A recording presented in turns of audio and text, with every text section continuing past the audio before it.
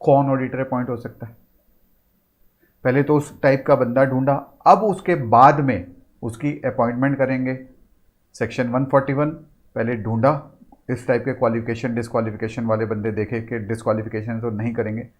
फिर सेक्शन 39 उसको अपॉइंट किया, फिर अगर उसने काम नहीं किया ढंग से, कुछ ऐसा किया तो उसको रिमूव कर दिया। तो सेक्शन 139, 140 एंड सेक्शन 141 हम करने वाले हैं। तो शुरू करते हैं। हमारा पहला वाला पार्ट है that is provision relating to audit of the company, that is what chapter 10 of the companies.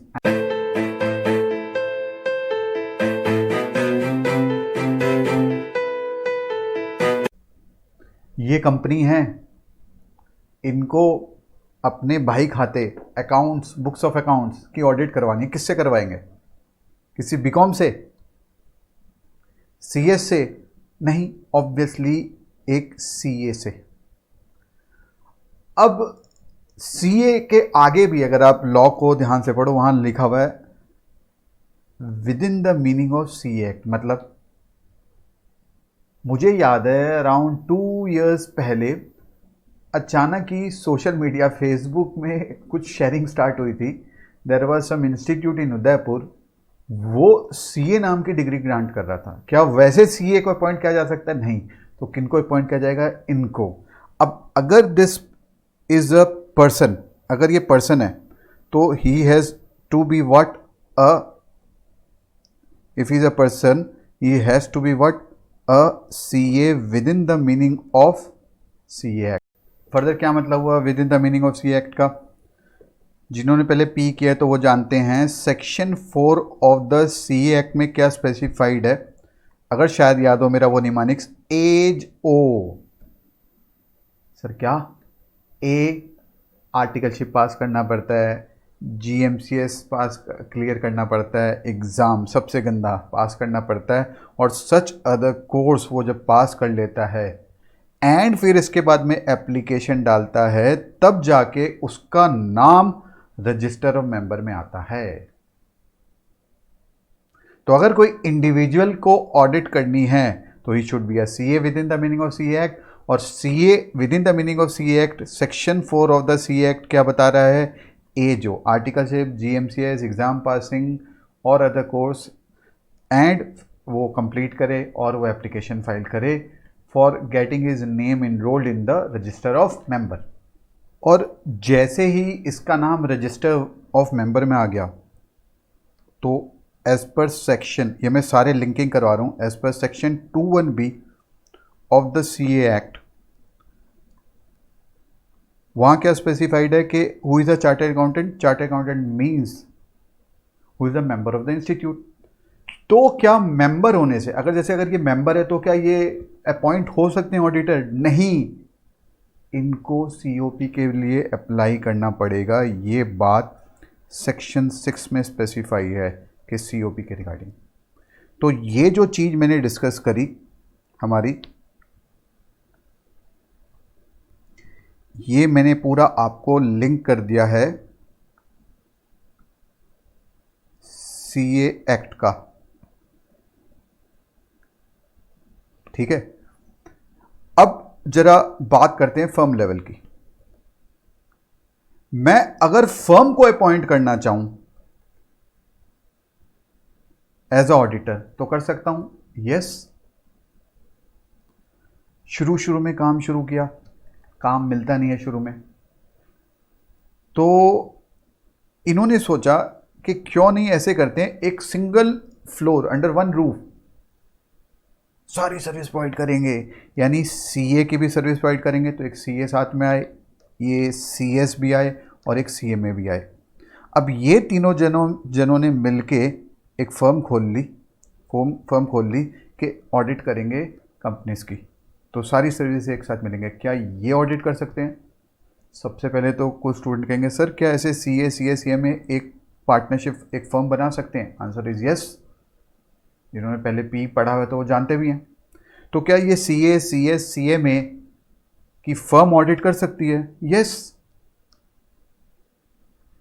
अगर आप सेक्शन 141 सबसेक्शन 1 को ध्यान से पढ़ोगे, वहां लिखा हुआ है कि द मेजॉरिटी ऑफ पार्टनर क्या होने चाहिए थे? चार्टर्ड अकाउंटेंट, तभी वो फर्म अपॉइंट हो सकती थी for the audit of that company. तो ये फर्म ऑडिट अपॉइंट नहीं हो सकती। चलो चेंज करते हैं। आजकल तो बाहर आउटसाइड इंडिया भी काफ़ी स्कोप है। तो एक सीए इंडिया का, एक सीए, ये दो सीए दुबई के मिले। क्या ये वाली फर्म ऑडिट कर सकती है?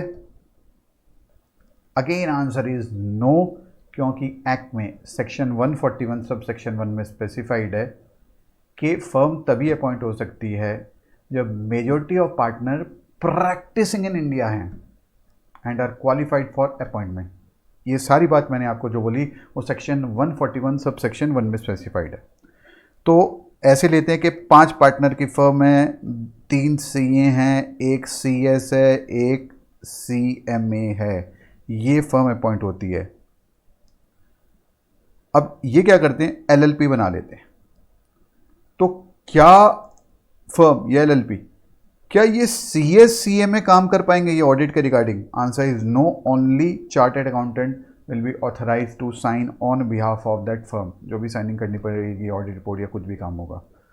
ये सारी बात मैंने आपको जो बोली, ये अच्छा ये वाली बात जो बोली है वो सेक्शन 141 सब सेक्शन 2 में स्पेसिफाइड है, और बाकी बात सेक्शन 141 सब सेक्शन 1 में स्पेसिफाइड है।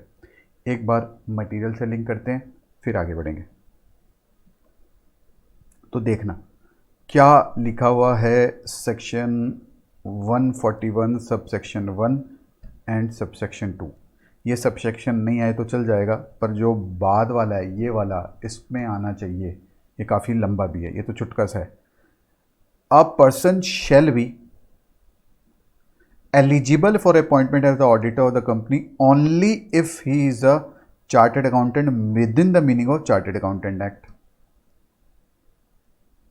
अब चार्टर्ड अकाउंटेंट सी एक्ट में जब जाके देखेंगे तो सेक्शन 21B में स्पेसिफाइड है, chartered accountant means a chartered accountant as defined in section 21B। Section 21B के अंदर स्पेसिफाइड है who is a chartered accountant, जिसका नाम रजिस्टर मेंबर में आता है। ठीक है, सेक्शन 21B में स्पेसिफाइड है जिसका नाम रजिस्टर ऑफ मेंबर में आता है। और रजिस्टर ऑफ मेंबर में किसका नाम आएगा,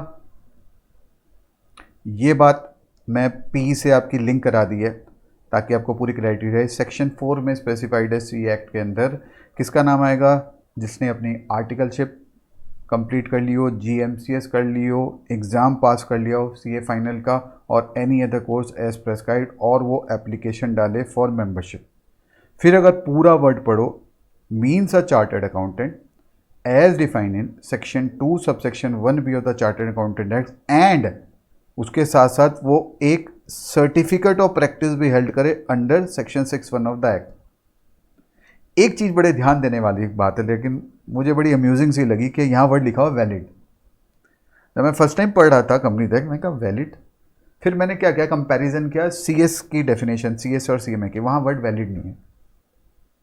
तो मैंने कहा मतलब सीए पे ही शक है कि उसके बाद वैलिड सीओपी है या नहीं है। व्हाट इज़ वैलिडिटी ये मुझे नहीं पता। ऐसे बहुत से सीए हैं जो क्या करते हैं, जॉब कर रहे हैं, साथ में अपना नाम दे देते हैं फर्म में और चलता रहता है काम, कहीं ट्रैकिंग नहीं है उसकी, हो भी नहीं सकती। तो ऐसे केसेस को वैलिड सीओपी नहीं मान जाएगा, फ्यूचर बताएगा। ठीक है, तो ये हमारा पूरा डिस्कशन है। नेक्स्ट, पर्सन अपॉइंट हो गया। अब अगर फर्म को अपॉइंट करना चाहे तो फर्म में कौन, मेजॉरिटी ऑफ पार्टनर्स क्या होना चाहिए, प्रैक्टिसिंग, जो मैंने वर्ड एम्फसाइज किया था। अगर दुबई के अंदर वो 2 पार्टनर थे, अगर 3 पार्टनर की फर्म थी, तो वो फर्म क्वालिफाइड नहीं होगी अपॉइंटमेंट के लिए। तो where majority of partner practising in India are qualified for appointment as of set. ठीक है, यानी वो चार्टर्ड अकाउंटेंट होना चाहिए within the meaning of chartered accountant act, plus वो सीओपी के लिए अप्लाई करे, उनको सर्टिफिकेट ऑफ प्रैक्टिस मिली हो, तभी एलिजिबल होगी वो firm. As aforesaid may be appointed by firm name to be the auditor of the company. और अब इस फर्म नेम में अब साइनिंग तो एक पर्टिकुलर पार्टनर करेगा। ठीक है, सेक्शन 141 सब सेक्शन 2 क्या कहता है, where a firm including a LLP is appointed as a auditor of a company, only the partner who are chartered accountant shall be authorized, mandatory force है obviously, to act and sign on behalf of that firm. So this was your qualification. छोटा सा है, disqualification बड़ा लंबा सा है और यहाँ से क्वेश्चन काफ़ी आते हैं. तो ज़रा अब डिसक्वालिफिकेशन की हम बात करते हैं. एक बार फटाफट से फिर से मैं रिपीट कर देता हूँ. सेक्शन 141 सबसेक्शन 1 क्या कह रहा था? कौन ऑडिटर अपॉइंट हो सकता है? अगर पर्सन है तो he should be a chartered accountant with in the meaning of chartered accountant act, और उसके पास एक वैलिड COP होना चाहिए. अगर फर्म अपॉइंट होती है तो majority of partner practising in India are qualified for appointment, और फर्म या इंक्लूडिंग LLP जब अपॉइंट होती है तो only chartered accountant will be eligible to act and sign on behalf of that firm. अब डिसक्वालिफिकेशन की बात करते हैं. तो डिसक्वालिफिकेशन के अंदर section 143 subsection 3, section 143 very important section है, आना चाहिए हमें. तो सेक्शन 143 सबसेक्शन 3 क्लॉज A, अभी बहुत सारे क्लॉज हैं, 9 है टोटल, A B C. इसको निमोनिक से अगर सब क्लॉज भी याद रख सको तो काफ़ी सही रहेगा. तो पहला हुआ कॉप, वो मैं एक्सपेंड करते जाऊंगा. कॉप मतलब who will be disqualified for being appointed as auditor company. तो पहली चीज़ लिखी गई क्या? अगर कोई बॉडी कॉर्पोरेट है तो that will be ineligible to be appointed as the auditor of the company. अब क्यों इनएलिजिबल है?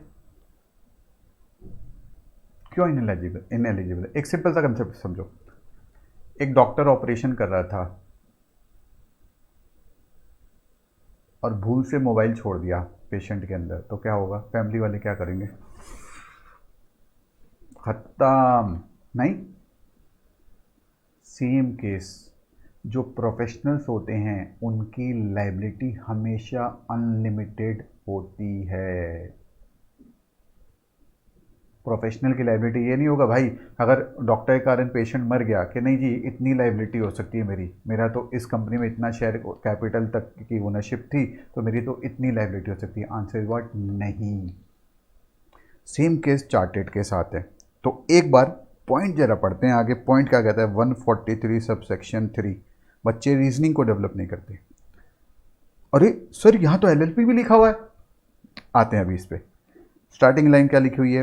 Under section 141 subsection 3 along with the rule 10 of the company's audit and auditor rule the following person. Sir यहाँ तो person लिखा हुआ है तो firm पे एप्लीकेबल नहीं होगा? अरे होगा ना. Person will automatically include that chartered accountant at that firm shall not be eligible for the appointment of the auditor of the company namely का मतलब क्या हुआ? ये 9 केसेस अगर आ गए जो हम डिस्कस करने वाले हैं तो ये कंसर्न फर्म या person will be ineligible to be appointed as what? The auditor of the company. पहली चीज़ लिखी हुई अ बॉडी कॉर्पोरेट. तो मैंने आपको लॉजिक बताया बॉडी कॉर्पोरेट का मतलब क्या हुआ, क्यों बॉडी कॉर्पोरेट यहाँ डिबार करी गई है? रीज़न बिंग अनलिमिटेड लाइबिलिटी होनी चाहिए. पर सर साथ में ये भी तो लिखा हुआ है अदर देन LLP. तो LLP होने से तो यहाँ सर वर्ड लिखा हुआ है ना लिमिटेड लाइबिलिटी हो जाएगी. आप जाके वैसे हमारे कोर्स का LLP एक्ट भी पार्ट है, पूरा नहीं है, कुछ पार्ट है. अब आप LLP एक्ट में अगर ध्यान से पढ़ोगे section 30 of the LLP act में क्लियर कट स्पेसिफाइड है अगर फ्रॉड होता है तो लाइबिलिटी लिमिटेड नहीं रहेगी, लाइबिलिटी अनलिमिटेड रहेगी. तो लाइबिलिटी आज भी अनलिमिटेड है, याद रखना. याद आ जाएगा कंसेप्ट. ये बात क्लॉज A ने बोली. चलें ये सेकंड. तो अब body corporate other than LLP will be ineligible to be appointed has what? The auditor of the company. Officer मतलब अफसर. 4 चीज आती है इसमें. or employee of the company will not be eligible for appointed as the auditor of the company. Sir क्यों? Obviously क्योंकि independence impact हो जाएगा। क्या ऑफिसर और एम्प्लॉय ऑडिट कर सकता है? क्या इंडिपेंडेंट माइंड होगा? Answer is obviously not. ये तो आईपीसीसी लेवल तक का। अब हम आते हैं फाइनल लेवल वाले डिस्कशन में। जब हम ऑफिसर का मतलब देखें तो ऑफिसर का मतलब हुआ, सेक्शन 259 स्पेसिफाई करता है कि कौन है ऑफिसर। ऑब्वियसली जो मैनेजरियल कैपेसिटी हो, यानी कौन? डायरेक्टर, मैनेजर, की मैनेजमेंट पर्सन या डायरेक्टर की परछाई, मतलब शेडो डायरेक्टर। डायरेक्टर की परछाई सर मतलब क्या हुआ? Any person according to whose instruction direction that person is accustom to act. मतलब आप सिंपली एक लॉजिकली देखो, अगर कोई कंपनी के अंदर कोई ऑफिसर, कंपनी का कोई ऑफिसर हो या एम्प्लॉय हो, ऑफिसर हो या एम्प्लॉय हो, क्या वो उस कंपनी की ऑडिट कर सकता है? ऑब्वियसली उसकी इंडिपेंडेंस इंपैक्ट हो जाएगी। तो इस ऑफिसर को यही स्पेसिफाई किया, डायरेक्टर, मैनेजर, की मैनेजर पर्सन या शेडो डायरेक्टर। नेक्स्ट क्लॉज क्या आया? अब ये वाला जो ऑफिसर है, ये एम्प्लॉय, ये तो नहीं कर सकता ऑडिट, तो क्या इसका पार्टनर, यानी ये तो ऑफिसर का पार्टनर या एम्प्लॉय का पार्टनर, क्या ये बंदा क्या ये ऑडिट कर सकता है क्या? ऑब्वियसली अगेन वही वाला इशू आ गया, इंडिपेंडेंस इंपैक्ट हो जाएगा। और अगर मैं कहूं इस ऑफिसर का जो एम्प्लॉय है, इस ऑफिसर का जो एम्प्लॉय है, देखो ये मैट्रिक्स बन रही है, 4 टाइप्स ऑफ रिलेशनशिप मैट्रिक्स बन रही है। इस ऑफिसर का जो एम्प्लॉय है या इस एम्प्लॉय का कोई एम्प्लॉय है, क्या ये दोनों लोग अगर इस कंपनी का ऑडिटर अपॉइंट होते, क्या ये इंडिपेंडेंट हो पाएंगे? Answer is again what? No. इसलिए डिबार किया गया, ये 4 टाइप के रिलेशनशिप स्पेसिफाई करे गए। तो अभी तक हमने क्या किया? Who can be an auditor? CA, जिसके पास सीओपी हो, और अगर फर्म हो तो majority of partner should be practising in what? India. और फर्म ये एलएलपी जो अपॉइंट होती है, उसके बिहाफ पे only CA will be authorise to sign and act on behalf of that firm. ये था सेक्शन 141 सब सेक्शन 1 एंड 2 की बात। 3 में हम डिस्क्वालिफिकेशन कर रहे हैं, और कॉप तो डिस्क्वालिफाइड ही होने चाहिए, पुलिस वालों को थोड़ी हम ऑडिटर बनाएंगे। इसलिए सी, कॉर्पोरेट, यानी corporate body but not LLP will be what? Be disqualified for being appointed as the auditor of the company. ओ, ऑफिसर और employ will be disqualified from being the auditors of the company. ये partner या employ of that officer or employee will be disqualified from being appointed as the auditor of the company। ये 4 type की relationship specify करी गई है of officer या employ. अब जरा पढ़ते हैं और फिर लॉ पढ़ते हैं और इशू और इसमें इवेल्युएट करते हैं। अगर आप वर्ड पढ़ो, क्या लिखा हुआ है? ऑफिसर और employ of the company. Section 259 of the companies act में स्पेसिफाई है, officer includes what? The director, manager, KMP या shadow director. Further, a person who is a partner और is in employment of whom, क्या ये partner, officer का जो partner है या एम्प्लॉय का जो पार्टनर है, या एम्प्लॉय ऑफ दैट ऑफिसर या एम्प्लॉय का भी employ will be disqualified for being appointed the auditor of the company. अब एक इशू देखना जहां बच्चे जनरली मिस्टेक करते हैं। एक ZD लिमिटेड होल्डिंग कंपनी है, ध्यान देना, इंपॉर्टेंट है ये, और यही मिस्टेक करते हैं स्टूडेंट। ये जो होल्डिंग कंपनी है, इसने एक इन्वेस्टमेंट करा हुआ है एक company that is RST limited. इसमें होल्ड इन्वेस्टमेंट करा हुआ है। There is a person, there is a individual who is a director in this company. अब क्वेश्चन है, can he be the director in RST limited?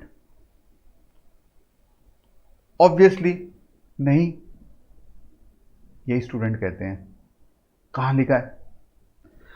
अभी देखो, हमने क्या पढ़ा, officer employ of the company. The company मतलब वो जिस कंपनी में ZDD लिमिटेड के अंदर डायरेक्टर था, उसके अंदर वो ऑडिटर नहीं हो सकता, बट उसकी सबसी कंपनी में हो सकता है, ऐसा कहीं डिमांड नहीं है। ये इलस्ट्रेशन बकायदा इंस्टीट्यूट ने यहां पे दिया हुआ है।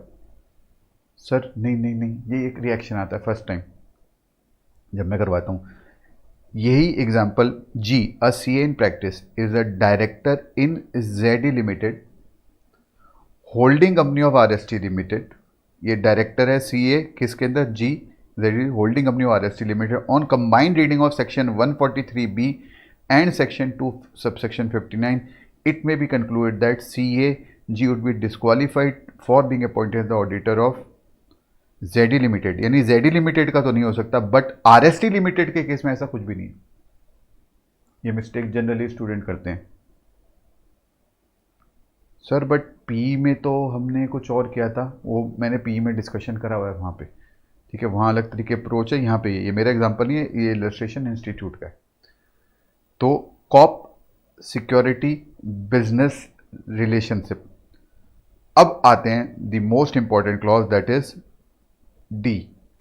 That is before we do this clause, पहले हम कुछ टर्मिनोलॉजी को समझते हैं। That is a cartel. Sir क्या मतलब हुआ इसका?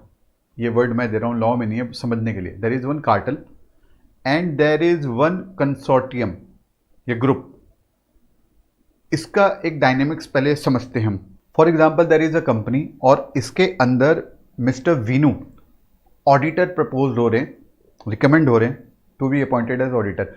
अगर वीनू जी का शेयर हो उस कंपनी में, whether he should be appointed as auditor, क्या आप एक साथ ही ओनर भी हो और ऑडिटर भी हो, क्या आपका इंडिपेंडेंस इंपैक्ट नहीं होगा? Answer is what? यस। मैंने अभी एक वर्ड यूज बोला था, कार्टल। तो ये ऑडिटर का इंटरेस्ट या शेयर होल्डिंग ना हो कंपनी में, या पार्टनर का इंटरेस्ट या शेयर होल्डिंग ना हो, या रिलेटिव का इंटरेस्ट या शेयर होल्डिंग हो, तो he will be what? Disqualified to be the auditor of that company. इन तीन चीजों को मैंने बोला एक कार्टेल है। अब मैं कंसोर्शियम की जो बात कर रहा हूं आपको, फॉर एग्जांपल ये जो कंपनी है, आई ऑलवेज यूज इस कंपनी के ऊपर holding company, above chain, below the chain subsea company, या एसोसिएट कंपनी, या सबसी ऑफ सच होल्डिंग कंपनी। ये दोनों पैरेलल चेन हुई। सबसी ऑफ सच होल्डिंग कंपनी को फेलो सबसी कंपनी भी कहा जाता है, बट अगर एग्जाम में कोशिश करो लॉ की टर्मिनोलॉजी यूज करने का, सबसी of such holding company word. What is the meaning of associate? जब किसी कंपनी का दूसरी कंपनी के अंदर 20% और मोर इन्वेस्टमेंट हो but not exceeding the majority stake, तो इसको एसोसिएट कहते हैं। फॉर एग्जाम्पल, इस कंपनी ने अगर इसमें 30% इन्वेस्टमेंट करा है, तो ये जो कंपनी है इसको इन्वेस्टिंग कंपनी कहेंगे और उसे एसोसिएट कंपनी कहेंगे। इस पूरे चीज को मैंने कंसोर्शियम बोला, ये ग्रुप। अब ये पूरे कार्टल का अगर उसमें इन्वेस्टमेंट हो, दिस पर्सन यानी this person will be ineligible to be appointed as what? The auditor of the company, because you cannot be a owner and auditor simultaneously. ठीक है, ये तो एक हमने एक बेसिक लेवल पे बात करी। अब जरा लॉ पढ़ते हैं, लॉ में क्या स्पेसिफिकेशन आता है, फिर इस पॉइंट को और इवेल्युएट करते हैं। इसको टाइम लगेगा, तो देखना। पहला वर्ड मैंने एनालिसिस दिए। मैं हमेशा बच्चों को रिकमेंड करता हूं एनालिसिस बाद में पढ़ना, क्योंकि एनालिसिस पढ़े तो आपका दिमाग करप्ट हो जाएगा, आप उसी तरीके से पढ़ोगे जैसे मैं चाहता हूं। ठीक है, तो जरा पढ़ते हैं। A person who is being propose to be or recommended as auditor or is relative. अब क्वेश्चन आता है, what is the meaning of word relative? तो रिलेटिव का अगर हम मतलब समझे तो जैसे मिस्टर वीनू जी हैं, ठीक है, ये जो ऑडिटर है इसके ऊपर वाली चेन मतलब फादर मदर, इसके नीचे वाली चेन यानी सन डॉटर, पैरेलल चेन यानी इसके ब्रदर या इसके सिस्टर। पुराने वाले कंपनीज एक्ट में दादा दादी नाना दादा दादी तक भी ये जाता था, फादर, फिर उनके फादर मदर और नाना नानी जाता था, बट यहाँ न्यू कंपनीज एक्ट में वो नहीं है।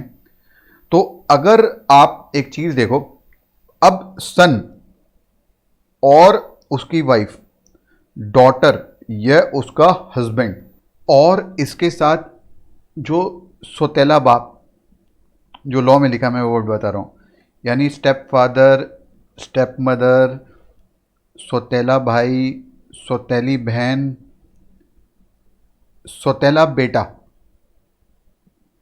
बट आई डोंट नो सौतेली डॉटर क्यों नहीं करी गई यहाँ पे, नो आइडिया। एक्चुअल में ये डेफिनेशन इंटरनेशनल स्टैंडर्ड से उठाई गई है। अगर इनका, अब पहले मेरे वर्ड को ध्यान देना, 1 रुपये का भी इन्वेस्टमेंट हो, मतलब अगर उन्होंने शेयर एक्विजिशन कर रखा हो उस कंपनी का, तो दिस पर्सन ऑडिटर जो रिकमेंडेड हो रहा है, he will be disqualified for being appointed as the auditor. 1 रुपये का, शुरू में नहीं बोला, फिर इसके एक्सेप्शन की बात मैं सब्सिक्वेंटली करूँगा। तो अगर इस कार्टेल का उस कंसोर्शियम में अगर थोड़ा सा भी इन्वेस्टमेंट हो तो this auditor, proposed auditor won't be appointed in that company. अब जरा लॉ भी पढ़ते हैं और उसके एक्सेप्शन भी जो है इसके मतलब रिलेटिव को अलाउ करा गया है उसको ही पढ़ते हैं, फिर केस स्टडी बेस पे एक इवैल्यूएशन भी करते हैं जहाँ जनरली स्टूडेंट एरर करते हैं। तो अगर आप देखो, पहले तो रिलेटिव की डेफिनेशन जो मैं पढ़ा रहा था, लॉ ने बताया relative with reference to any person means a person who is related to another if they are member of Hindu undivided family. जहाँ तक मुझे नॉलेज है वर्ल्ड के अंदर सिर्फ इंडिया ऐसी कंट्री है जहाँ पे हिंदू अनडिवाइडेड फैमिली का कंसेप्ट आता है लॉ में। अब पुराना चले आ रहा है, आज की डेट में कहाँ इतनी हिंदू अनडिवाइडेड फैमिली, आजकल तो न्यूक्लियर फैमिली में आने लगे, बट लॉ में आज भी ये वर्ड चल रहा है। फिर लॉ ने बताया कि हस्बैंड एंड वाइफ भी रिलेटिव माने जाएंगे, we should thank law. Total ये 13 और रिलेशनशिप स्पेसिफाई करे जो मैंने अभी बताया आपको, यानी टेक्निकली देखो तो टोटल 14 रिलेशनशिप बताए गए जो रिलेटिव माने जाएंगे। अब जरा लॉ पढ़ते हैं फिर और एनालिसिस करते हैं। अ पर्सन हु और इज रिलेटिव यानी members of Hindu undivided family and 14 relationship और partner is holding any security.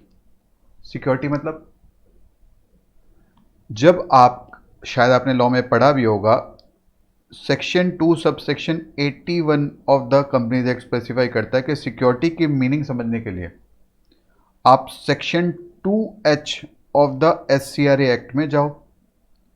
क्या डिवेंचर भी सिक्योरिटी होगी? आंसर इज व्हाट, डिवेंचर में भी investment, answer is what, yes. आप जाके वहां देखना, ये लॉ का पार्ट है।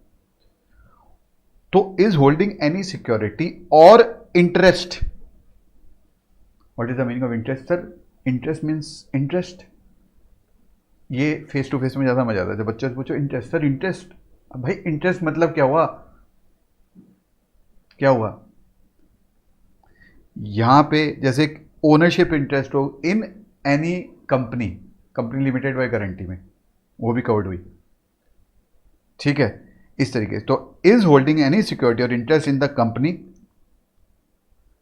बिलो चेन, सबसी, second, third holding, third, fourth associate company और सबसी ऑफ सच होल्डिंग कंपनी। यानी पहले बोला गया कि अगर 1 रुपये का भी इंटरेस्ट है या सिक्योरिटी होल्ड कर रहा है तो दैट प्रपोज्ड ऑडिटर और recommended auditor will be disqualified for being appointed as the auditor of the company. फिर एक एक्सेप्शन दी गई, that relative may hold security और interest in the company of the face value not exceeding ₹1 lakh, ठीक है। और कल को, अब इस पर हम डिस्कशन करेंगे और further, that in the event of acquiring any security और interest by a relative above the threshold prescribe, यानी 1 लाख से ऊपर अगर लिमिट से अगर वो सिक्योरिटी हेल्ड कर देता है रिलेटिव, तो corrective action to maintain the limit, जैसे हो सकता है 70,000 का वैल्यू का शेयर होल्ड कर रहा हो और अचानक ही बोनस शेयर हो गया, तो उस कारण वो 1 लाख की लिमिट एक्सीड हो गई उसकी, तो ऐसे केस में the corrective action to maintain the limit as specified above shall be taken by the auditor within 60 days of such acquisition interest. जब मैं फर्स्ट टाइम ये प्रोविजंस पढ़ रहा था तो मैं इतना कंफ्यूज हो गया। मैंने कहा दो ब्रदर हैं, जब तक शादी नहीं हुई तो बहुत प्यार मोहब्बत है, शादी होते ही शुरू लड़ाई झगड़े। अब वो एक brother is a chartered accountant and he is the auditor Reliance industry, वो दोनों भाइयों में लड़ाई चल रही है और वो भाई जाके उस रिलायंस इंडस्ट्री का शेयर परचेज कर ले। मैं तो गया, वो कंसर्न बंदा तो गया, मतलब ये क्या प्रोविजन हुआ? बट प्रोविजन ऐसा ही है। और मजे की बात है यहां पे ये स्पेसिफाइड है कि 60 डेज में करेक्टिव एक्शन होगा। मैं ये सोच रहा था इसका मतलब कहीं ना कहीं लेजिस्लेचर ये चाहते थे सीएस के घर में जो हिंदू अनडिवाइडेड फैमिली होगी उनकी, उनमें प्यार मोहब्बत बने रहे और वो हर 60 दिन बाद मिलते रहे। फिर वो सीए पूछेगा, वीनू जी पूछेंगे अपने ब्रदर से, अपने सिस्टर से, भैया आपने कोई मेरी, मैं इस कंपनी में ऑडिटर हूं, आपने कहीं इसमें इन्वेस्टमेंट तो नहीं कर दी ना, नहीं तो मैं क्या डिस्क्वालीफाइड हो जाऊंगा। इसकी यही इंटरप्रिटेशन निकल के आती है। Why this? I don't know why this provision like this.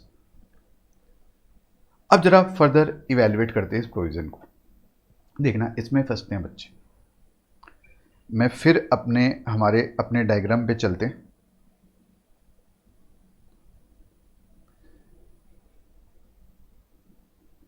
Veenu ji का जो ब्रदर है, दोनों भाइयों में बड़ा लड़ाई झगड़ा चल रहा है। इनके पास जो ऑडिट थी, ब्रदर ने उस कंपनी के अंदर इन्वेस्टमेंट कर दिया, उसके शेयर एक्वायर कर लिए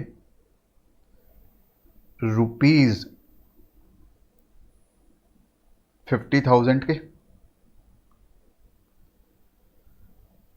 उनकी मार्केट वैल्यू 2 लाख तक चली गई। Whether that mister Vinu is disqualified? Answer is no, क्योंकि वहां वर्ड क्या है? Face value. इस पे भी क्वेश्चंस हैं, फिर मैं चेंज कर रहा हूं। यहां देखना, ब्रदर ने सबसी कंपनी में ₹30,000 face value of the share acquire कर लिए। ब्रदर ने सबसी कंपनी में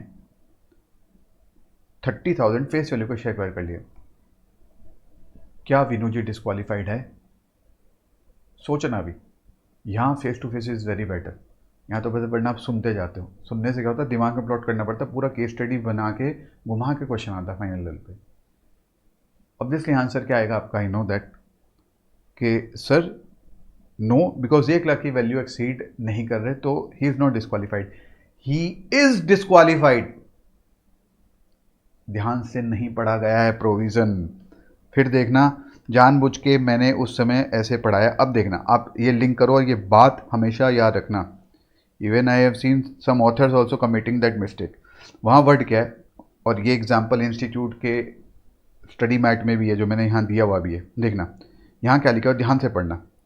ऊपर स्पेसिफाई है 5 टाइप की कंपनी, 5 टाइप्स की कंपनी स्पेसिफाई है कि अगर ₹1 भी इन्वेस्टमेंट हुई इन 5 कंपनियों में, सिक्योरिटी या इंटरेस्ट होल्ड हुआ, that concern person who is propose to be appointed as auditor will be disqualified. फिर जो ये एक्सेप्शन दिया गया है, एक्सेप्शन में क्या लिखा हुआ है? Provided that relative may hold security और इंटरेस्ट इन द कंपनी लिखा हुआ है, न कि ऑल। फर्दर वो 4 टाइप की कंपनी नहीं स्पेसिफाई हुई, यानी इन 4 टाइप्स की कंपनी, यानी अगर उस कंपनी की सबसी कंपनी हो, होल्डिंग हो, एसोसिएट हो, सबसी और सच होल्डिंग कंपनी में ₹1 का भी इन्वेस्टमेंट अगर रिलेटिव कर देता है, there is no exception. Exactly यही ऊपर आ रहा था जहां स्टूडेंट फंसे। वहां क्या लिखा हुआ है? ऑफिसर और एम्प्लॉय ऑफ द कंपनी। इसमें सबसे बड़ा चैलेंज यही है डिस्क्वालिफिकेशन में। याद रखना, अभी कंपनी है, ठीक है, वहां 5 रिलेशनशिप आए, अभी फिर 6 में कन्वर्ट होगा। देखना, ये ध्यान से पढ़ने वाले हैं सारे। फाइनल लेवल पे तो बहुत क्रिटिकल है, इस पे क्वेश्चंस भी हैं इंस्टीट्यूट के। यहाँ पे officer employ of the company, यानी ऑफिसर एम्प्लॉय ऑफ द सबसी कंपनी अगर हो तो इशू नहीं बनेगा। करेक्ट, जो अभी मैंने वो डायरेक्टर वाला एग्जांपल लिया था, जो होल्डिंग कंपनी में डायरेक्टर है तो सब्सिडी कंपनी में ऑडिटर बन सकता है। करेक्ट, तो ये एनालिसिस मैंने दिया हुआ है विथ ऑल द एग्जांपल जो मैंने डिस्कस किया है, वो अभी आप पढ़ लेना थोड़ी देर बाद। अब अभी तक हमने क्या किया, फिर से ज़रा रिकॉल करते हैं। हम कर रहे हैं डिस्क्वालिफिकेशन सेक्शन 143 सब सेक्शन 3, जहाँ ये स्पेसिफाई करा गया है क्या, कॉप सिक्योरिटी। कॉप सिक्योरिटी, अगर ये चीज़ इनकर हुई, C corp body corporate is not eligible to be appointed as the auditor of the company. Officer employ ineligible. फिर 4 टाइप के रिलेशनशिप, पार्टनर और एम्प्लॉय ऑफ द ऑफिसर और employ of the company. फिर अगर PPR ने, मतलब person, partner या relative ने, 4th पॉइंट हमारा बना, अगर पीपीआर ने पर्सन, पार्टनर या रिलेटिव ने सिक्योरिटी या इंटरेस्ट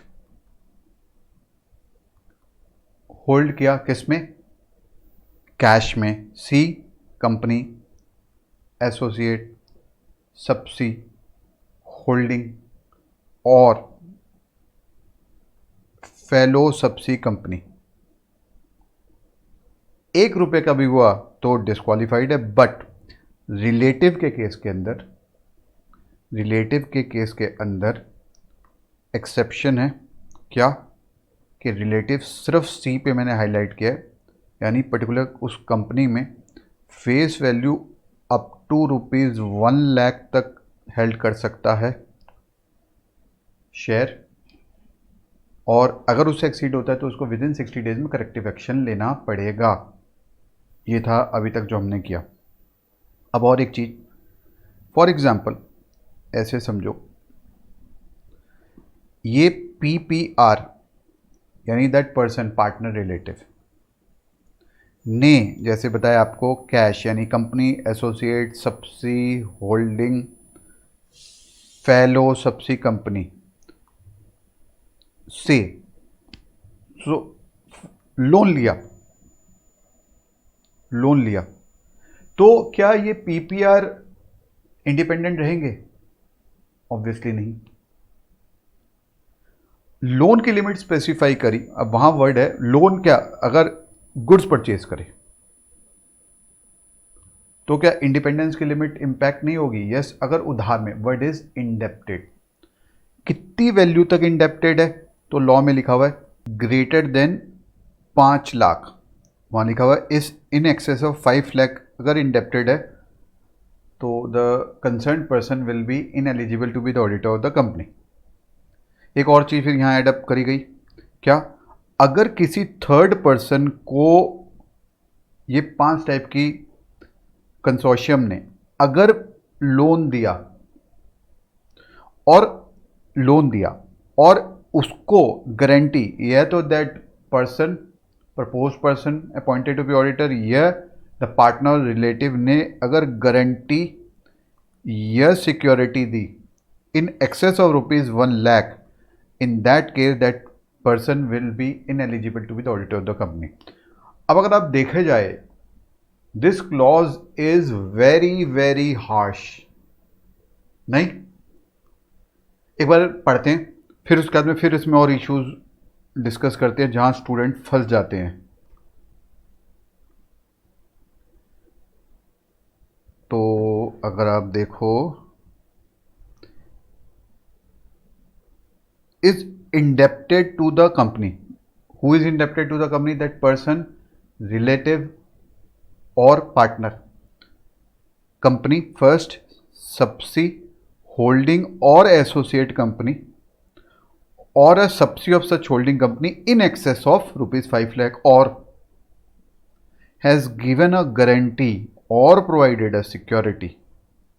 अच्छा, एक चीज़ और याद रखना, ये जो indebted वर्ड यहाँ पे आ रहा है, इसका मतलब सिर्फ लोन भी नहीं हुआ, मैंने अभी बता दिया था, इवन गुड्स भी अगर उधारी पे परचेज करेंगे तो भी वो आ जाएगा। यह किसी थर्ड पर्सन की गारंटी या सिक्योरिटी प्रोवाइड करी in connection with the indebtedness of any third person to the company, first, second subsea, third holding, fourth associate, fifth subsea of such company in excess of 1 lakh. Clear? बढ़े आगे. अब और कुछ issues लेते हैं. A B दो partner की एक फर्म है, सीए की.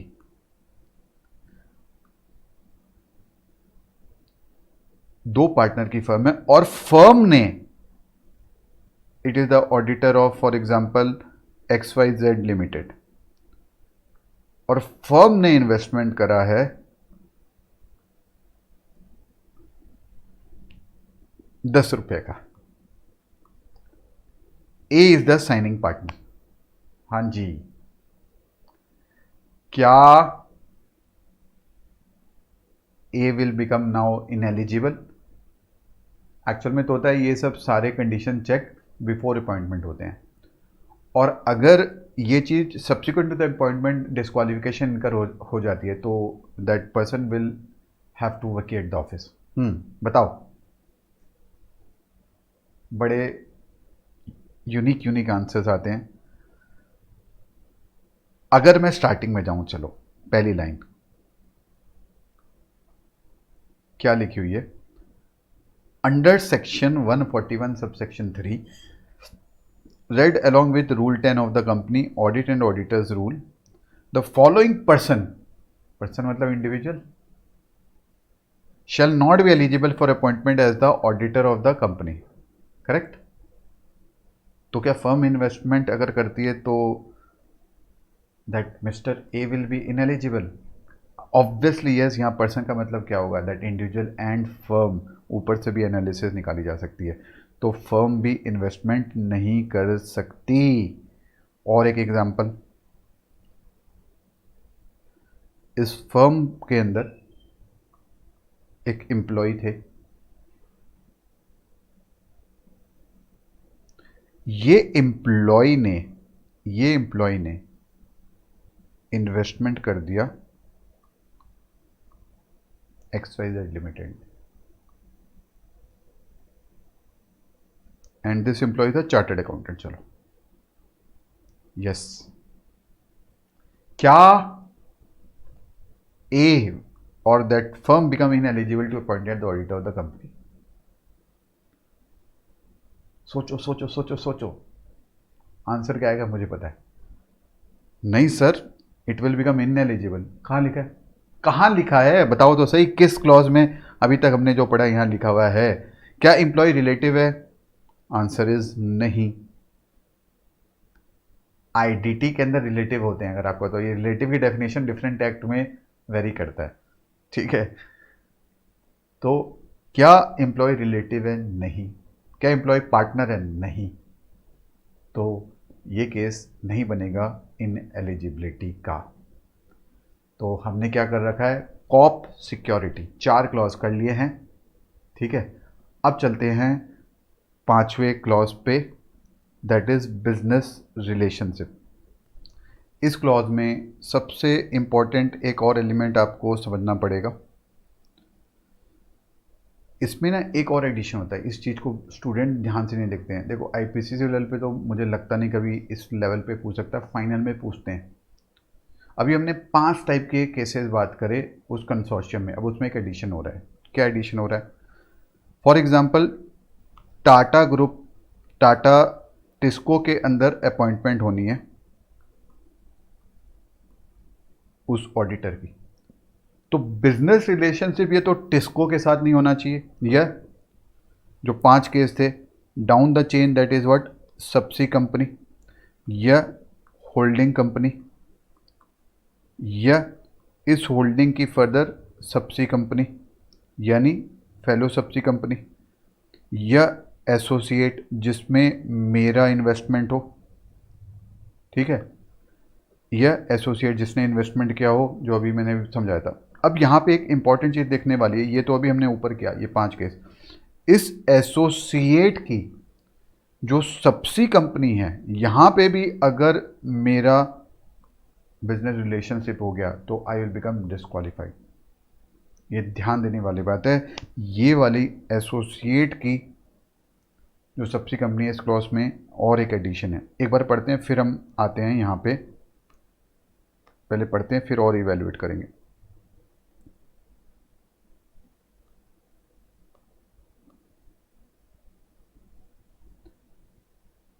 अ person or a firm whether directly or indirectly has a business relationship।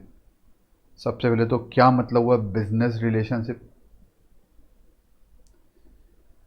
अगर मैं एक मिनट पहले ये ख़त्म करके फिर डिस्कस कर लेंगे। चाहे business relationship with the company first, ठीक है। सेकंड आया आपका subsi down the chain, third holding above the chain, fourth associate parallel chain, fifth subsi of such holding और एसोसिएट कंपनी, ठीक है। अब व्हाट इज बिजनेस रिलेशनशिप, इसके पीछे मैं थोड़ा आपको एक बार पास्ट में ले जाता हूं। Before companies act 2013, if I am a central statutory auditor of SBI, मेरे ख्याल से 8-9 हज़ार ब्रांचेज होंगी एसबीआई की इंडिया में। अगर मैंने एक भी ब्रांच से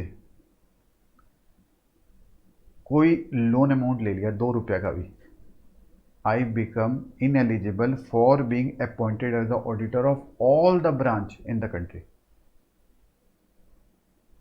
the provision were so harsh, even declaration भी ली जाती थी ऑडिटर से इन जब बैंक ऑडिट में अपॉइंटमेंट होती थी। तो अब क्या मेरा, क्योंकि मेरा उससे रिलेशनशिप तो है कंपनी से, क्योंकि मैं उसको प्रोफेशनल सर्विस रेंडर कर रहा हूं, तो क्या इस कारण से I will become in eligible. New companies act के अंदर, कंपनीज एक्ट 2013 बहुत सही किया गया कि वो चीज़ को हटा दिया गया। तो यहाँ स्पेसिफाई क्या किया गया, commercial transaction which are in nature of professional service permitted to be rendered by auditor. इसका मतलब अगर और कोई सर्विस हुई उस कारण से बिजनेस रिलेशनशिप स्टैब्लिश हो गया, तो आई विल बिकम इनएलिजिबल। तो सिर्फ अलाउड क्या है, professional service permitted to be render by the auditor audit firm under the act, chartered accountant act and rules and regulation. Further एक चीज़ और, पुराने वाले कंपनीज एक्ट में यहाँ तक था कि अगर मेरे पास एयरटेल की ऑडिट है तो मेरे पास एयरटेल का कनेक्शन नहीं होना चाहिए। क्यों नहीं होना चाहिए, क्योंकि मैं इंडेप्टेड हो, अगर एयरटेल का कनेक्शन है और मैं इंडेप्टेड हो गया, मेरा मोबाइल बिल आया 4-5 हज़ार रुपये का, आई बिकम इंडेप्टेड, तो आई बिकम डिस्क्वालीफाइड। क्या कस्टमर होने से आई शुड बी डिस्क्वालीफाइड। ऐसे तो मैं एयरटेल का मोबाइल यूज़ नहीं कर सकता, और कोलगेट की अगर ऑडिट है तो मैं कोलगेट का मंजन यूज़ नहीं कर सकता। अब इसके अंदर इसीलिए कहा गया यहाँ पे commercial transaction which are in ordinary course of business of the company at arms length price. ध्यान दो, एट आर्म्स लेंथ प्राइस, यानी अगर मैंने कोई कमर्शियल ट्रांजैक्शन किया in ordinary course of business like sale of product, अगर आप देखो ध्यान से तो मैं क्या हूँ, कस्टमर हूँ, मैं ऑडिटर भी हूँ और कस्टमर भी हूँ। तो मैंने ऑर्डिनरी कोर्स ऑफ बिजनेस में मैं ऑडिटर हूँ किसी टेलीकम्युनिकेशन कंपनी का, तो और मैंने मोबाइल कनेक्शन लिया हुआ तो नो इशू। एयरलाइंस का, मैंने एयरलाइन से टिकट बुक करवाई, हॉस्पिटल का, होटल का और अदर सिमिलर बिजनेस, तो ऐसे केस में such business relationship will not impact me as an auditor, मतलब आई वोंट बी डिस्क्वालीफाइड। इसलिए यहाँ ये एक्सेप्शन में लिखा गया है, ठीक है। हम क्या कर रहे हैं, बिजनेस रिलेशनशिप, और यहाँ 6 केसेस स्पेसिफाई करे गए हैं। अब ले एनालिसिस लेते हैं, करें डिस्कस, देखना वहीं नीचे चलते हैं। तो ये हमने देखा ई पॉइंट,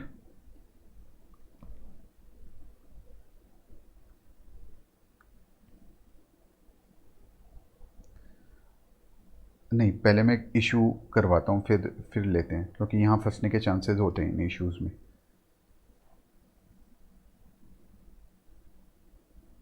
ये जो कंसर्न पर्सन था, जो ऑडिटर था वीनू जी, इसकी वाइफ का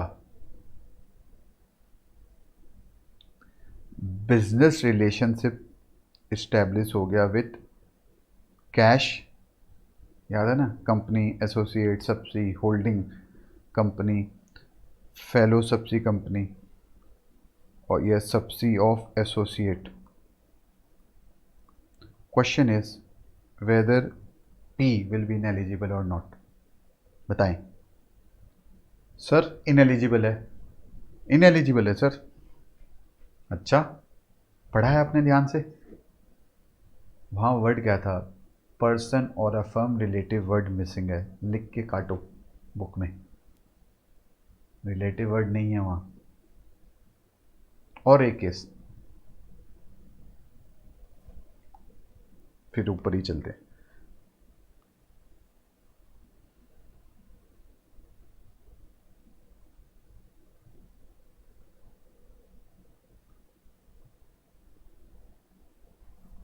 यहाँ वर्ड रिलेटिव नहीं है, लिख के काट दो ताकि याद रहे।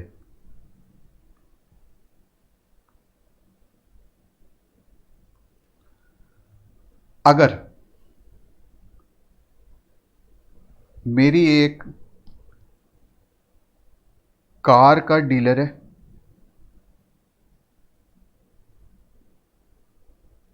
उसकी ऑडिट कर रहा हूं, पैसे नहीं थे वीनू जी के पास, और उन्होंने एक 8 लाख रुपीस की car, he is the auditor also, 8 lakh rupees की कार फाइनेंस पे ले ली। whether he can continue as the auditor of the company or not। हाँ सर, अभी आपने बताया अगर business relationship in ordinary course of transaction हो और एज कस्टमर हो तो ऑब्वियसली इनएलिजिबिलिटी नहीं इम्पैक्ट करेगी, इनएलिजिबल नहीं होगा। अच्छा, हाँ लिखा तो यहाँ यही है, पर एरर क्या करते हैं आप, ये वाला पॉइंट भूल जाते हो। He has become indebted to the company in excess of what 5 lakh, तो मैंने 8 लाख लिखा है, तो he will become what, ineligible, और he will have to vacate the office. ठीक है, ये था अभी तक का हमारा डिस्कशन।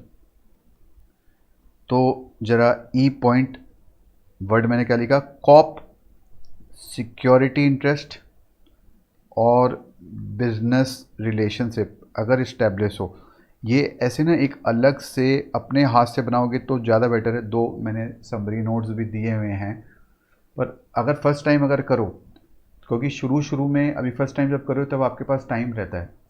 अभी अगर आप 1 घंटे लगा के लास्ट दिन के 5 मिनट भी बता सको, सिर्फ 5 मिनट कह रहा हूँ, कर लो वो इन्वेस्ट, ज़्यादा बेटर है। उस समय 5 मिनट भी बड़ा मैटर करता है, क्योंकि हार्डली आपको उस समय 23-24 घंटे मिलते हैं सारी चीज़ को रिवाइज करने, और जितना आप रिवाइज कर पाओगे नेक्स्ट दिन एग्ज़ाम में, तभी आप प्रॉपर अटेम्प्ट कर पाओगे। रिविज़न उस दिन टारगेट करनी चाहिए कि आप सारी चीज़ें रिवाइज कर पाओ। तो यहाँ वर्ड क्या है, बिजनेस रिलेशनशिप और दैट कंसर्न पर्सन, ये फर्म स्पेसिफाइड है, और 6 केसेस थे। कौन से? कैश, फेलो सब्सी कंपनी या subsi company of associates. Clear? Cop, security, business relationship. अब आगे बढ़ते हैं। फिर बना हमारा निमोनिक्स।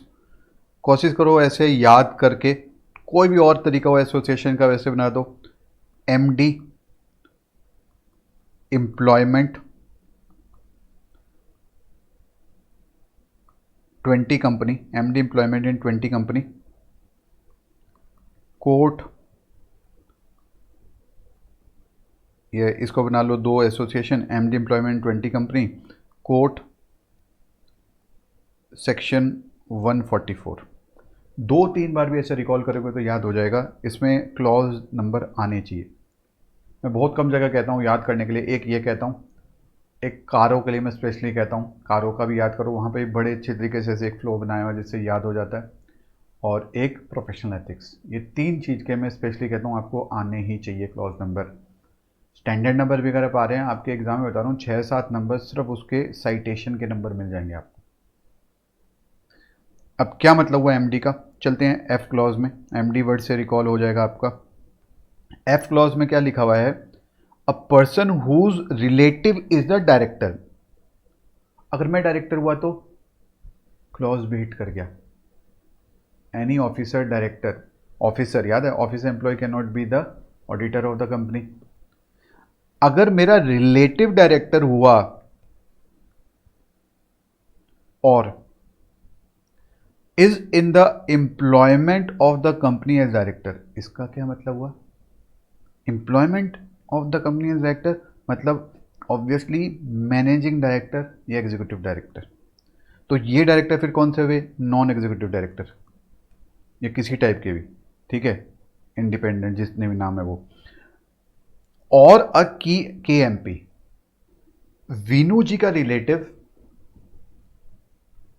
सीएस है कंपनी में, can Vinu ji be appointed as auditor of that company? नहीं। क्यों? That relative is what, K M P. Vinu ji का रिलेटिव सीएफओ है कंपनी में, can Vinu ji be appointed as auditor? Obviously नहीं। वीनू जी का रिलेटिव होल्डिंग कंपनी में सीएस है, यानी होल्डिंग कंपनी के अंदर सीएस है और उन्होंने रेफरेंस दी, इस कारण वीनू जी को इस सबसी कंपनी का ऑडिटर बना दिया गया। प्रपोजल है ऑडिटर बनाने का। तो क्या वीनू जी डिस्क्वालिफाइड होंगे? हाँ सर। कहाँ लिखा है, कहाँ लिखा है? फिर अगर आप ध्यान से पढ़ो, वहाँ वर्ड क्या है, person whose relative is a director और is employment of the company as director और के एम पी। यहाँ ये नहीं लिखा होल्डिंग, यहाँ ये नहीं लिखा सब्सी, यहाँ ये नहीं लिखा एसोसिएट, यहाँ ये नहीं लिखा फेलो सब्सी कंपनी, कुछ भी नहीं लिखा हुआ। तो as per me no issue, as per companies act, ठीक है। अब अगर बात करें, यहाँ वर्ड है a person who is employment, full time employment elsewhere. मैंने ऊपर वाले का एफ वाले का रिमोनिक्स एमडी रखा था कि याद आ जाए, छो एम्प्लॉयमेंट रिलेटिव का। मैं खुद अगर हूँ ऑफिसर एम्प्लॉय तो बी क्लॉज हिट कर गया। अब who is in full time employment elsewhere, elsewhere का क्या मतलब हुआ, जरा समझते हैं। For example, there is a company ABC, Vinu ji is the employee in ABC, can he be the auditor? नहीं। रीजन बिंग, यहाँ हिट क्या करेगा, section 143 sub section 3 clause B. तो क्या वीनू जी XYZ दूसरी कंपनी में ऑडिटर हो सकते हैं? नहीं। यहाँ पे क्लॉज हिट कर जाएगा section 143 sub section 3 clause ji. This is the meaning of word elsewhere. अगर मैं फुल टाइम एम्प्लॉयमेंट कोई और जगह हूं तो मैं इस कंपनी में ऑडिटर नहीं हो सकता, और अगर मैं इस कंपनी में एम्प्लॉयमेंट हूं तो क्लॉज भी हिट कर गया। पर सर यहां तो वर्ड फुल टाइम है, पार्ट टाइम हो तो चल जाएगा ना। सर आप लॉ तो ऐसे ही पढ़ा रहे हो। पार्ट टाइम है तो चल जाए। पता है फिर क्या इंपैक्ट करेगा? नहीं, सेक्शन जो क्वालिफिकेशन का हमने भी सेक्शन किया था 143 सब सेक्शन 1-2, वहाँ हिट आ जाएगा। कैसे? His name should be in the register of member, उसके पास COP होना चाहिए। अगर कोई CA एम्प्लॉयमेंट में है, ठीक है, एम्प्लॉयमेंट में है, तो फिर he can not sign any audit report. Professional ethics में आप जाके पढ़ोगे तो वहाँ CA एक्ट हिट कर जाएगा, ठीक है। फिर क्या बोला गया, अब पर्सन। सर ये कितना और चलेगा, चिंता मत करो, अभी तो ये ख़त्म हो जाएगा, फिर उसके बाद में बहुत रिपीटिशन होगी ताकि आप ये रिकॉल कर सको। यहाँ से क्वेश्चन बहुत आते हैं। A person or a partner of a firm holding appointment as the auditor. जैसे वीनू जी के पास 19 कंपनियों की ऑडिट थी, अब उनके पास और कुछ ऑडिट आई। क्या वीनू जी 4 ऑडिट आई? नहीं, जिसमें एक ऑडिट एक स्मॉल कंपनी की है, एक ऑडिट एक प्राइवेट लिमिटेड कंपनी की है जिसकी जिसका जिसका paid up share capital 50 crore है। 2 अदर कंपनियां हैं, ये बड़ी कंपनियां हैं। क्या ये चारों की ऑडिट ले सकते हैं? अब समझना यहाँ पे क्या ये क्लॉज कहना चाह रहा है, a person or a partner of the firm holding appointment as the auditor, यानी मैं ऑलरेडी ऑडिटर की पोजीशन में हूँ, मैंने कुछ कंपनी की ऑडिट कर रहा हूँ। If such person partner is at the date of such appointment reappointment holding appointment as the auditor of more than 20 company, he will become ineligible. अब पहले लॉजिक समझो क्यों ये क्लॉज आया। Reason being to help small CA firms, वरना सारी बड़ी firms ही काम खींच जाती, इसलिए रेस्ट्रिक्शन किया गया है कि मैक्सिमम कितनी ऑडिट कर सकता है पर्टिकुलर पर्सन, दैट इज 20। पर इसमें एक्सक्लूजन किया गया ओडीएसपी को, मतलब oh district superintendent of police, क्या ओ 1% कंपनी, वो तो आप जानते होगे, डोरमेंट कंपनी ये भी जानते होगे, स्मॉल कंपनी ये तो जानते ही होगे, प्राइवेट कंपनी ये तो आप जानते हो, आपने लॉ में पढ़ाई है, मैं क्या बताऊं इसमें। Private company having a paid up share capital less than 100 crore. What is dormant company? इस पे जनरली स्टूडेंट पूछते रहते हैं। I guess you may have done in law also. एक सिंपल सा ये बोल सकता हूँ, the basic concept of dormant company जो कंपनीज एक्ट में है, it is like invest now shine later वाला कंसेप्ट है उसके अंदर। मतलब जैसे कोई कंपनी है, उसके पास बहुत सी एसेट्स है, ये इंटेलेक्चुअल प्रॉपर्टी राइट्स है, फ्यूचर में कोई बिजनेस करना चाहती है तो ये कंपनी ऐसे क्या करेगी, पहले रजिस्ट्रेशन ले लेगी आरओसी के अंदर, और सब्सिक्वेंटली, तभी मैंने बोला इन्वेस्ट नाउ, सब्सिक्वेंटली वो उसको कैपिटलाइज करेगी अपनी एसेट्स को, या फ्यूचर में कोई बिजनेस ट्रांजैक्शन करना चाहती है। इवन अ कंपनी जिसने डिफ़ॉल्ट किया of filing of annual return for 2 years, वो भी डोरमेंट कंपनी में आती है। तो इन कंपनीज को एक्सक्लूड किया गया। तो जैसे मैं भी आपको ये बता रहा था, जैसे 19 कंपनी आई, तो स्मॉल कंपनी की ऑडिट ले सकता है, यस, नो इशू। ये प्राइवेट लिमिटेड कंपनी की ऑडिट ले सकता है, yes, 50 crore paid up capital है, ठीक है। और अदर 2 कंपनियों, कोई लिस्टेड एंटिटी हो ये 2, तो क्या इनकी ले सकता है? नहीं, इनमें से he has to opt out any one of them, या जो 19 कंपनी है उसमें कुछ ऑप्ट आउट करके ये दोनों ले सकता है, ये अगर बड़ी है तो। और reasoning for this clause is to ensure there is more allocation of work to the small firms. तो ये किया, एक बार रिकॉल कर लेते फटाफट से। फिर से हम क्या कर रहे थे, सेक्शन 143 1 एंड 2 ने क्या बताया, qualification, who can be appointed as the auditor of the company. वो कौन होना चाहिए, चार्टेड अकाउंटेंट, और कौन, उसके पास एक सीओपी होना चाहिए। अगर फर्म है तो majority of partner should be practising in India. फिर हमने 142 सब सेक्शन 3 के डिफरेंट क्लॉज करे। हमारा निमोनिक्स क्या था, cop security business relationship, MD employment, यहाँ तक हम पहुँचे हैं, MD employment in 20 company. Sir अब ब्रेक दे दो सर, फेस टू फेस में तो बच्चे ये कह देते हैं, आप कहोगे पारक जी आप बहुत बोल लिए, अब आप थोड़ा शांति से बैठिए, हम चाय पी के आते हैं। नहीं देखना कॉप, थोड़ा सा रुको, बस 2 और क्लॉज पड़े हैं। Cop, C body corporate excluding LLP, ठीक है, body corporate can not be appointed as the auditor company. C O officer employee, P partner और एम्प्लॉय ऑफ द ऑफिसर और एम्प्लॉय, सिक्योरिटी और इंटरेस्ट किसका, दैट पर्सन का, partner का, relative का 1 रुपये का भी नहीं अलाउड, बट इन इन नहीं अलाउड किसके अंदर? कंसोर्शियम। क्या थी? 5 केसेस थे।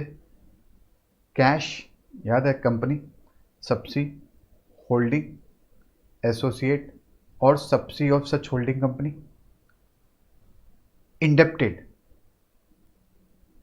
या गारंटी और सिक्योरिटी। इंडेप्टेड की limit in excess of 5 lakh और सिक्योरिटी, गारंटी सिक्योरिटी की in excess of 1 lakh for third person. ये था कॉप, सिक्योरिटी, बिजनेस रिलेशनशिप किसका? पर्सन या फर्म का ना हो। यहाँ पे एक और चीज़ एडिशन हो गई थी, सब्सी ऑफ एसोसिएट कंपनी।